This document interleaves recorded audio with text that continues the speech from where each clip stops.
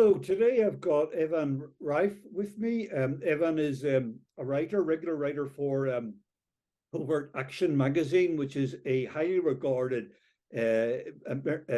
investigative magazine that covers many international issues of politics and history. Evan recently wrote a really stunning essay on the European Commission's President Ursula von der Leyen. And Evan, well, first of all, welcome to this discussion. Right. Yeah. Evan, could you please just go over your very fine essay and the family history of Ursula von der Leyen, the European Commissioner? She been in the job now about 3 years, was appointed at the end of 2019. She's the first woman of European Commission president, described by Forbes magazine at the end of last year as the most powerful woman in the world. But from your very in-depth investigation of her family history, has got a lot of very serious skeletons in the family closet. So go ahead, Evan. Yeah, I mean, so when it comes to von der Leyen, I think that she's only really one piece of a much larger machine. You know, her father, well, it's important to remember that she was born Ursula Albrecht. Her father, Ernst Albrecht, was one of the CDU's kind of big party chieftains for a long time. Being the Christian Democratic Union. Yes. That's like Angela Merkel's party. They're one of the two largest parties in Germany. And so he was kind of some big wig in the party for a long time. He kind of had a reputation as being their most ruthless operator, I suppose. One of their most effective anyway. So, I mean, after the war, and Ernst was too young to have been involved in anything with the Nazi party himself. I believe he was only a boy when the war ended. But after the war, when he became president of Lower Saxony, state there in Germany, he changed the rules, actually, so that the CDU could then admit former members of the Nazi party. And that was kind of how he was able to build and consolidate the party. Because after the war, all of these ex-Nazis, people like Hans Ulrich Rudel, who was a famous or infamous, depending upon, Stuka pilot, and he was a fanatical Nazi. And the name again, Evan? Hans Ulrich Rudel. Yeah. So this was around in the 1980s when Ernst Albrecht, Ursula von der Leyen's father, was the governor of the Lower Saxony government. Germany being a federal structure, Lower Saxony is one of the federations, and he was the governor, the head man of that governing area in the 1980s, and he appointed this Nazi that you've mentioned there. So what he did is, there was a rule immediately after the war. There was a rule that former members of the Nazi party were not allowed into the CDU. And it was actually Ernst who pushed to get that rule changed so that they could start admitting these people in, because what was happening is these small right-wing parties were kind of coming in and eating away at the voter base of the CDU. I mean, the reality of it is that after the war, of course, I would say probably 40% of Germany were Wehrmacht veterans. I mean, obviously there was conscription and millions of people served in the army. And so these right-wing parties were kind of able to come out and portray themselves as we're the party for the Wehrmacht veterans. And it was very, very popular, and it was starting to erode the CDU's base of support. So they were very worried that they were going to start losing out. So they changed the rules and just started letting all of these people in.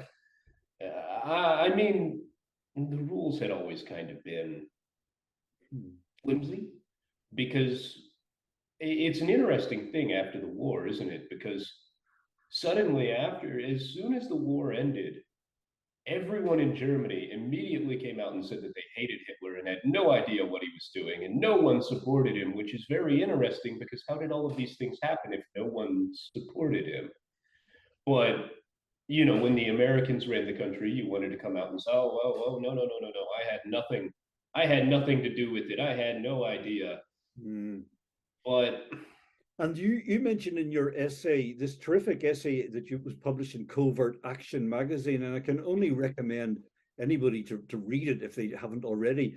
But you mentioned in your essay, Evan, that the Albrecht family, Ursula von der Leyen's father, Ernst Albrecht, you mentioned that they were major business people during Nazi Germany, and mysteriously or quite suspiciously, their family history during that period has been erased. There's very little known about it, even though they were a major industrial family, a cotton owning business, which we'll talk about in a little while regarding their connections to the American slave trade. But you would think for a very prominent aristocratic business family, there would be, fairly good coverage of their family history during the Nazi era, the 1933 to 1945. But yet, as you point out, very appreciately in your essay, that this history seems to have disappeared, or there's very little detail on it. Mm-hmm. Yeah, so at that point, kind of the head of the family had been Karl Albrecht, and we know that he was a doctor, but there's not a lot of information on what he did. I was able to find some evidence that he had done a little bit of medical research during the war about the effects of frostbite in collaboration with the Wehrmacht.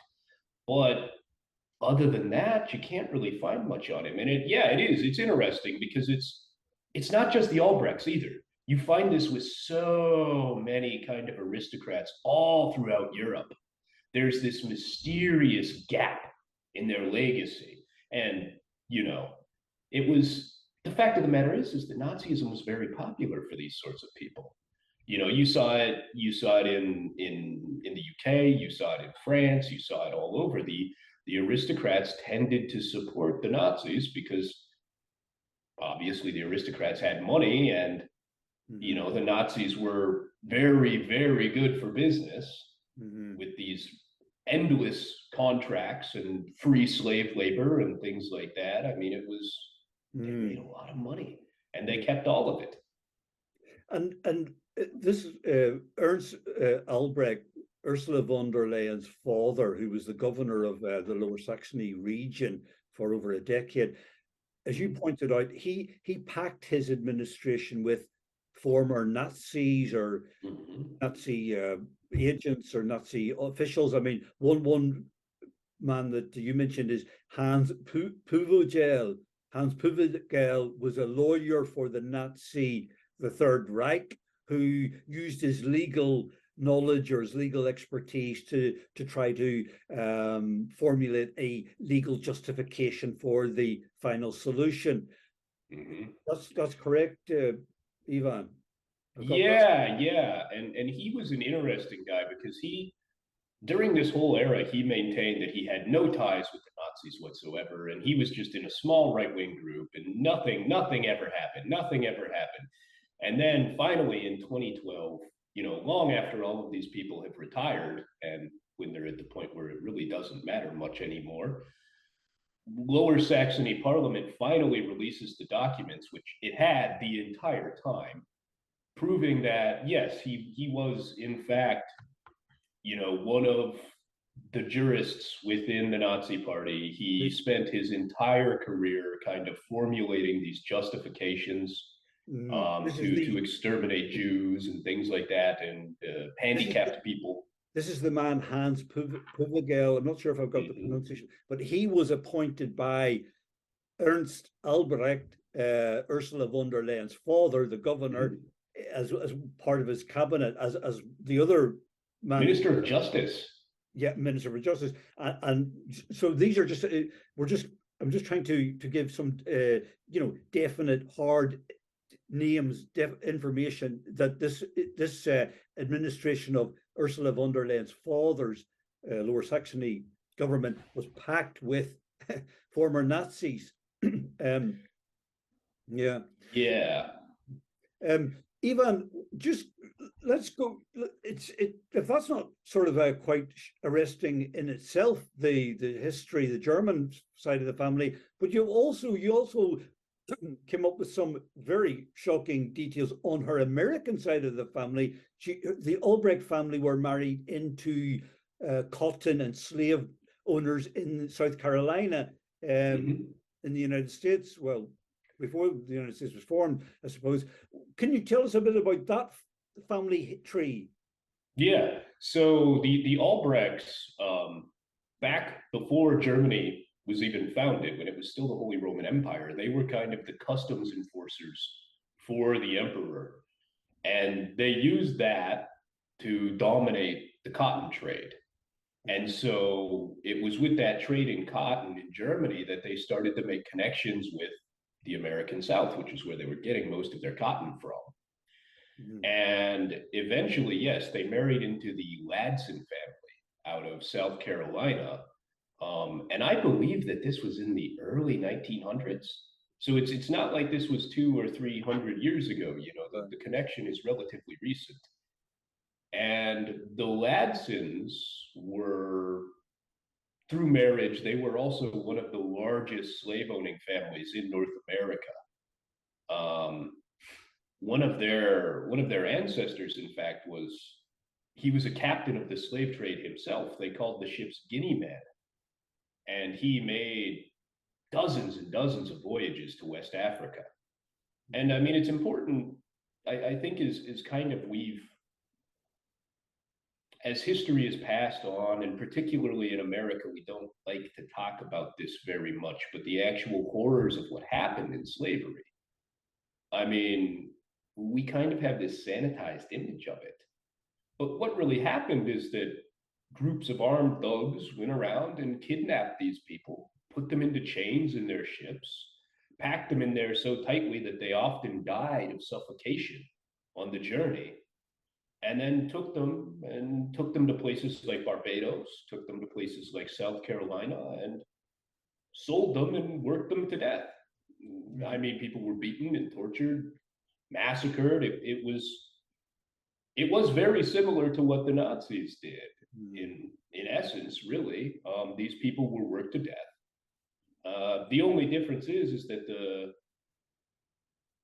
in the South, they obviously wanted to perpetuate this system. The Nazis wanted a final solution where they would work the people to death and that would be the end of it, whereas the slave owners wanted to continue to have slaves. So, but in terms of brutality, I mean, you read about some of the things that they did on Barbados. Slaves would be ears chopped off and fed to them. You know, people would be skinned alive and hanged, and just unbelievable.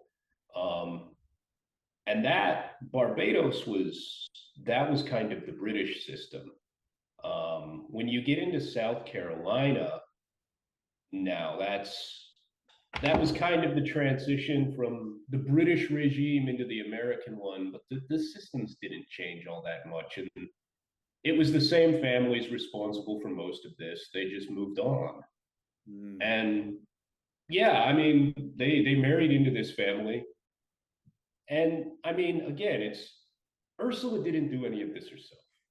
I'm not trying to say that she's responsible for the crimes of slavery, but the problem is that all of these families who did this, and the Albrechts weren't the only one. They really weren't. There were so many of them, but they kept all of the money. They kept everything. You know, these people were worked to death. They were ruthlessly exploited. They were murdered and tortured for money. They did it for money. They didn't just do it because it was amusing. They did it for money, and they kept it all. And they used that money to buy power. And Ursula von der Leyen, I mean, she had a gilded upbringing. I mean, she went to got the best of education. She studied at the London School of Economics. She studied in various German universities, the Hanover Medical Institute, and there's a controversy over that her thesis, or her doctorate rather, that she obtained was shown to be plagiarized, even though they didn't revoke the award of the doctorship to her. But anyway, she had quite an elite upbringing. The father, Ernst, also served in the early European Union, with the iteration of it then, the European Commission, or the European Economic Cooperation Council, or something like that, the EC. But she lived this kind of like high life of the daughter of a senior politician, and very well connected, got the best universities. And as you pointed out, the family wealth was derived in a large part from huge, terrible crimes, the slave trade, but also the Nazi industries that these people got rich of. That alone is worth pointing out. But I wonder too, Evan, I mean, could you deduce that Ursula von der Leyen herself has imbibed some of this ideology, or this supremacist view of the world? I mean, that her father obviously seemed to subscribe to, if he appointed Nazis to his administration. I mean, her views on Russia are quite rabid. Her anti-Russian view, the way she's directing the European Union's foreign policy to be very servile towards Washington's imperial agenda of hostility towards Russia. And with that, she's not only willingly going along with it, but actually quite rabid in her view, in her anti-Russian view. I wonder, is that a fair point to make this connection with her present politics, her geopolitics, her view of the world, with her family past and her family's very intimate connections with Nazi operators and slave traders? Would that be a fair point, do you think?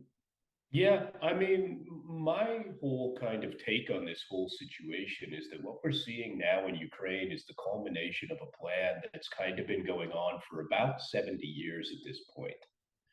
And this is only one front of it. I mean, you see the same thing in places like Georgia. You're seeing it again now in Georgia. This is their third attempt this time. Curiously, all of these protest signs in Georgia are in English. Isn't that funny? A language that they don't speak there. But I think that this is all a part of a larger plan. Yeah, after the war, what happened is that the Americans and the Brits and, what would become NATO later on, essentially realized that the Soviet Union was this existential threat to their system. And so they took all of these old Nazis and just kind of changed the name of everything and rolled them all together. You see a lot of these Ukrainian nationalists that were spirited out of the country and protected in places like Munich, or sent to Canada, sent to Australia and the United States. You see lots of university professors, who would start doing things like essentially Holocaust denial, arguing that Ukrainian nationalists had nothing to do with the Holocaust, and which is complete nonsense. But this was all a part of an intentional plan. These systems were built specifically to fight against the Soviet Union. Well, the Soviet Union fell, but I mean, Russia's still there. And I suppose at this point, it's almost off of inertia. They've already built all of these systems, and you can't really just make them go away. So, well, they were built to fight, and fight is what they'll do. Mm. And I mean, Ursula was so bad that she was actually accused of treason by the SPD.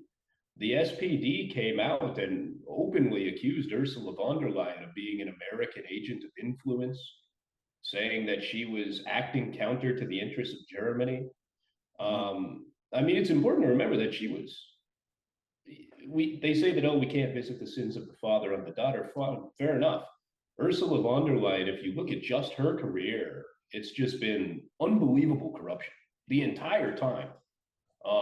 Here's this woman who basically, her father essentially attacked his own political party, took out this long-time stalwart within his own party so that his daughter could get into office. Mm-hmm. She was made Minister of Defense, or whatever it is that the Germans call it, even though she had basically no qualifications for it whatsoever. And she just immediately sent in these consultants from McKinsey, which is, aligned with American intelligence, aligned with American finance, aligned with they're one of the most purely parasitic organizations you'll ever find. I mean, McKinsey was involved with the opiate crisis. They helped the manufacturers of those drugs lie and say that they weren't addictive, which has caused just unbelievable harm to the world. And they famously fixed bread prices in Canada. And so she essentially just let them in to the German army. And she gave them these huge, huge contracts. And parliamentary inquiries have been done on this already. And they found that they didn't really do anything. So Ursula was just handing them money, essentially for nothing. Yeah. And,